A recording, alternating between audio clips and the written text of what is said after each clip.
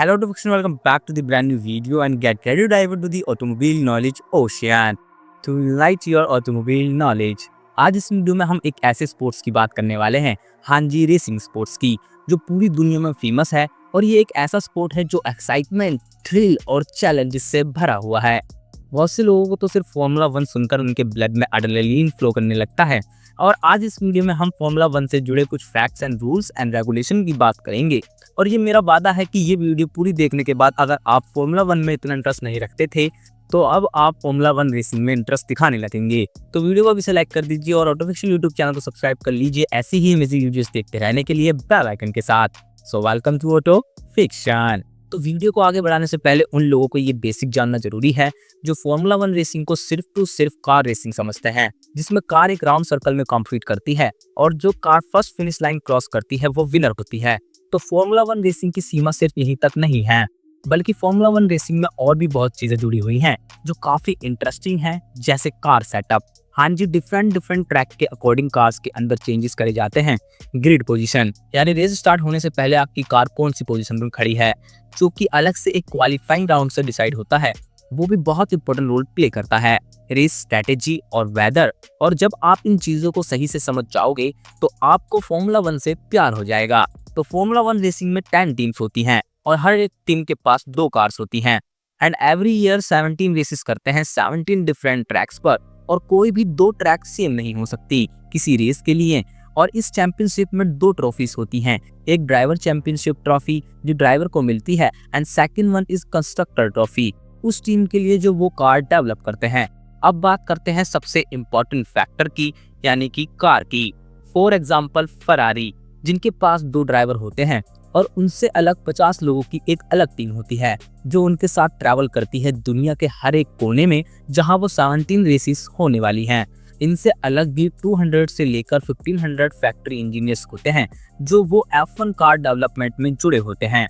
और सब टीम की कार लुक में भले आपको सेम लगे, लेकिन उसमें डिफरेंट टाइप की टेक्नोलॉजी और एडवांस आइडियाज को यूज करके डेवलप करा जाता है, क्योंकि दुनिया की जाने माने big giants Mercedes, Ferrari, Honda, Renault compete करती है कि कौन इस गैलेक्सी में सबसे बेस्ट कार डेवलप करता है। और इस राइवलरी में कुछ ज्यादा एक्सेस ना हो जाए और किसी की सेफ्टी पर आ जाए, इसलिए बहुत से रूल्स एंड रेगुलेशन है कार के लिए भी और ड्राइवर और रेसिंग के लिए भी। तो जानते हैं वही formula 1 race rules and regulations. FIA, federation internationale del automobile, ये एक एसोसिएशन है जो 1947 में एस्टैब्लिश हुई और उसी के बाद से इन्होंने ग्रैंड प्रिक्स रेसिंग को फार्मूला 1 नाम दिया और कुछ रूल्स बनाए। और उस टाइम एक ओनली रूल था कि इंजन सिर्फ 2.5 लीटर की कैपेसिटी का हो और नेचुरली एस्पिरेटेड हो, वरना इसके अलावा तो आसमान को छूना ही लिमिट था। FIA ने फार्मूला 1 रेसिंग की सेफ्टी को देखते हुए काफी रूल्स बनाए हैं और एवरी ईयर इन रूल्स में चेंजेस होते रहते हैं according to the advance technology and to minimize the risk of accident in the sport and to play the game in a fair way. FIA ये रूल्स 3 पॉइंट्स में categorize करती है: technical rules, sporting rules and financial rules. Because अब 2021 में एक formula 1 car को develop करने के लिए मनी कैप लगा दिया गया है, यानी कि पर टीम $175 मिलियन का इस्तेमाल कर सकती है अपनी फार्मूला 1 कार को बनाने में। और इसके कारण ही स्मॉलर फार्मूला टीम भी फेयर वे में ये big giants like Ferrari, Mercedes से कॉम्पीट कर सकें। फर्स्ट हम बात करते हैं टेक्निकल रूल्स की। चैसी, तो एक F1 कार 200 सेंटीमीटर से ज्यादा वाइड और 95 सेंटीमीटर से टॉल नहीं होनी चाहिए, लेकिन कार की मैक्सिमम लेंथ क्या हो उस पर कोई लिमिट नहीं है। और कार एंड ड्राइवर दोनों को मिलाकर टोटल वेट एटलीस्ट 740 किलोग्राम का ही होना चाहिए।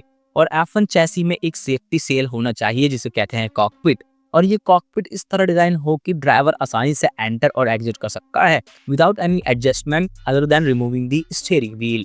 और इसमें बहुत सारे मैंडेटरी क्रैश टेस्ट भी होते हैं। और फार्मूला 1 रेसिंग में electronic starters and launch control बिल्कुल ही फॉरबिडन है। और 1994 में CVT गियर बॉक्स यानी कॉन्टिन्यूअसली वेरिएबल ट्रांसमिशन को भी बैन कर दिया था। और 1994 में ही एक्टिव सस्पेंशन सिस्टम को भी बैन कर दिया FIA ने due to safety concerns over ever higher speeds. और ड्राइवर एड्स भी बैन करे गए थे उसी ईयर में, जिसमें 4V स्टीयरिंग सिस्टम भी बैन करा गया।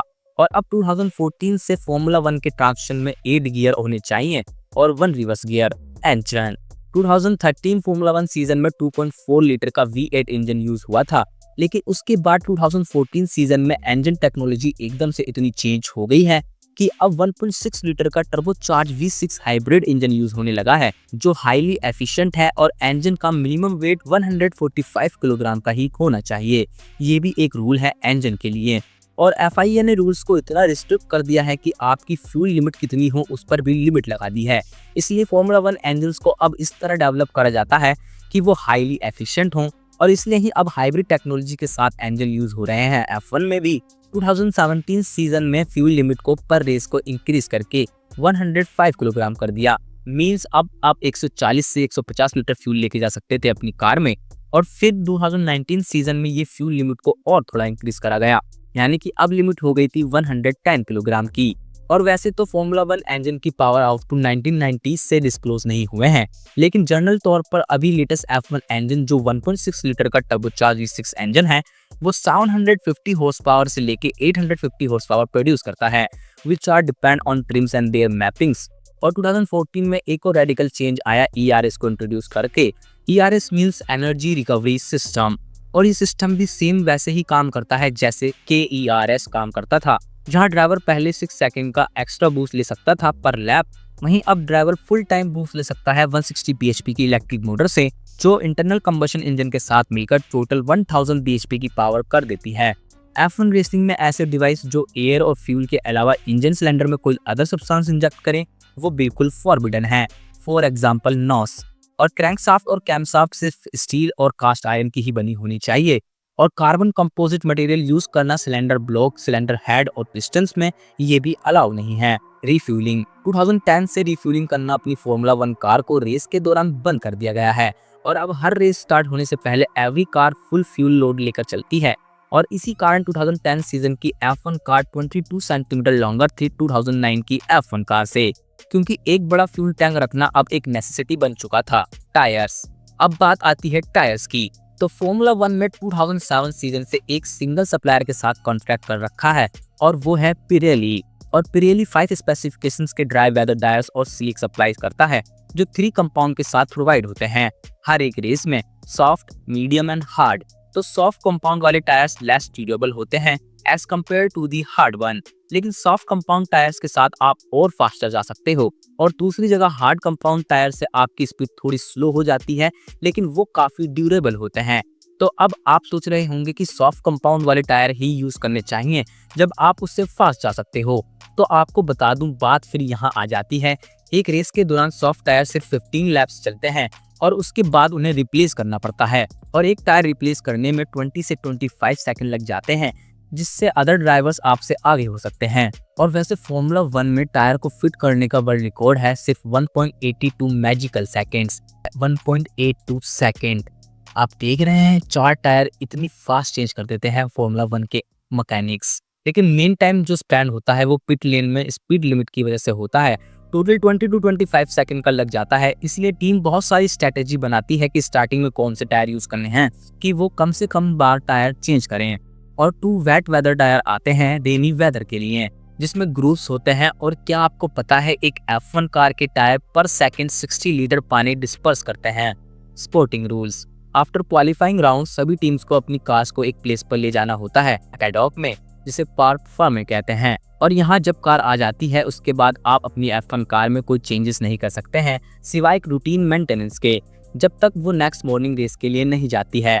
और अगर टीम को कुछ अलग सिग्निफिकेंट वर्क करना है जैसे बॉडी वर्क और सस्पेंशन एडजस्टमेंट, तो कार नेक्स्ट रेस सिर्फ पिट लेन से स्टार्ट करेगी। तो फॉर्मूला 1 रेसिंग के स्टार्ट होने से पहले जो 40 मिनट होते हैं वो काफी क्रूशियल होते हैं। तो उन 40 मिनट्स को हम बताते हैं कि उन 40 मिनट्स में क्या क्या होता है। तो हर रेस से पहले पिट लेन 40 मिनट्स पहले ओपन हो जाती है, और उस टाइम पर ड्राइवर अपनी कार ड्राइव कर सकता है जितनी बार भी वो चाहे। और 10 मिनट पहले रेस स्टार्ट होने से ग्रिड को क्लियर कर दिया जाता है। सिर्फ वहां टीम मैकेनिक्स, रेस मार्शल्स और ड्राइवर प्रेजेंट होते हैं, और टीम अपनी F1 कार के टायर्स को उस वक्त हीट कर रही होती है टायर वार्मर में। पर रेस स्टार्ट होने से 3 मिनट्स पहले ही वो टायर्स अटैच होने चाहिए आपकी कार में, और रेस स्टार्ट होने से 1 मिनट पहले इंजन स्टार्ट कर दिए जाते हैं।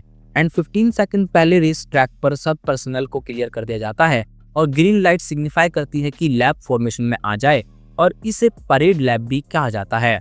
और सारी F1 कार ट्रैक का एक राउंड लगाती है बिना कोई ओवरटेकिंग के, एक्सेप्ट अगर सामने वाली कार स्टॉप हो जाए किसी टेक्निकल प्रॉब्लम से या फिर एक्सीडेंट के कारण, और दोबारा फिर से स्टार्टिंग पोजीशन पर आ जाते हैं। और बहुत से ड्राइवर कंट्रोल बर्नआउट करते हैं ग्रिड बॉक्स के अंदर ही, जिससे वो अपने रियर टायर के टेम्परेचर को इंक्रीज कर सकें। Scoring, driver complete 90% of winners race distance.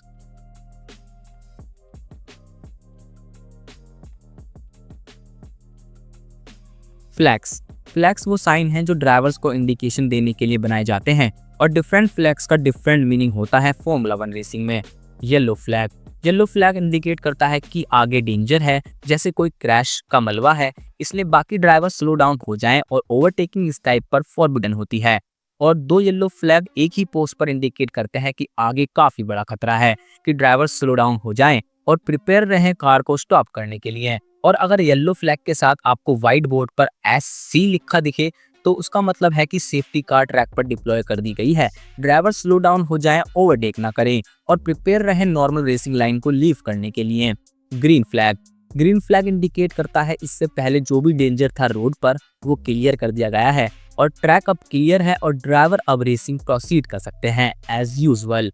Red flag indicate करता है रेस, प्रैक्टिस सेशन और क्वालिफाइंग सेशन सस्पेंड कर दिए गए हैं और ड्राइवर अब अपनी पिट से लीव नहीं कर सकते हैं और बाकी ड्राइवर ध्यान से पिट लेन की तरफ जाकर स्टॉप कर जाएं।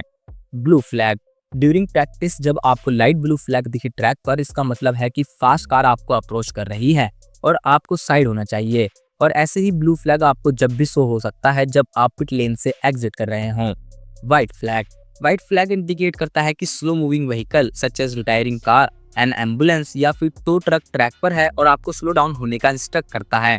ब्लैक फ्लैग F1 रेसिंग में सबसे खराब माना जाता है, क्योंकि ये फ्लैग जब शो होता है जब किसी ड्राइवर को डिस्क्वालीफाई करा जाता है रेस से। चेकर्ड फ्लैग के बारे में तो आप सबको पता ही होगा। ये फ्लैग रेस के एंड में शो होता है, जिसका मतलब रेस फिनिश हो चुकी है और ये सबसे पहले विनर को शो करा जाता है, फिर उसके बाद से बाकी रेसर्स को। हाफ ब्लैक फ्लैग इंडिकेट करता है ड्राइवर को इन्फॉर्म करने के लिए कि उनका बिहेवियर अनसपोर्टिंग है और ये फ्लैग उस ड्राइवर की कार नंबर के साथ शो होता है। Black with orange flag orange circle के साथ इन्फॉर्म करता है ड्राइवर को कि उसकी कार में कोई मैकेनिकल प्रॉब्लम है, जो या तो उनको हार्म कर सकती है या फिर दूसरे ड्राइवर्स को भी, इसलिए उनको वापस पिट लेन में पहुंचना चाहिए। येलो और रेड स्ट्रिप वाला इंडिकेट करता है कि ट्रैक सरफेस आगे स्लिपरी है या फिर कोई डेब्रीज है आगे, इसलिए ड्राइवर को स्लो डाउन हो जाना चाहिए उस पॉइंट पर। तो ये थे इंटरेस्टिंग रूल्स फॉर्मूला 1 रेसिंग को लेकर, लेकिन अभी तो हमने इस टॉपिक को 10% ही जाना है, अभी तो इसमें पूरा भरमार है। और अगर आप चाहते हो कि मैं इस टॉपिक पर और भी इंटरेस्टिंग वीडियो बनाऊं तो मुझे कमेंट में जरूर बताएं। तो वीडियो को लाइक करना ना भूलें और सब्सक्राइब कर लीजिए ऑटो फिक्शन यूट्यूब चैनल को ऐसी ही अमेजिंग वीडियोस देखते रहने के लिए बेल आइकन के साथ। और हमारे इंस्टाग्राम पर भी आ जाइए हमसे अपने क्वेश्चंस पूछने के लिए। Thank for watching.